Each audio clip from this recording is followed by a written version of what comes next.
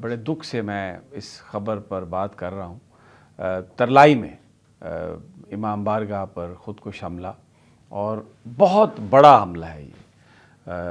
ابھی تک جو ہمارے پاس اطلاعات ہیں وہ 35 سے زیادہ شہادتیں ہو چکی ہیں، اور تقریباً 200 سے زیادہ لوگ جو ہیں وہ زخمی ہیں، اور جو شہادتیں ہیں ان کی تعداد میں اضافہ ہو سکتا ہے، اس لیے کہ بہت سارے لوگ بہت زیادہ زخمی ہیں، اور جو فوٹیجز ہیں میں وہ دکھا نہیں رہا آپ کو، بہت ہی ہولناک ہیں۔ ہر طرف انسانی اعضاء بکھرے ہوئے، اور خون وہاں پر پھیلا ہوا، اور ایک قیامت صغریٰ جیسے آپ کہہ لیں وہ ہے۔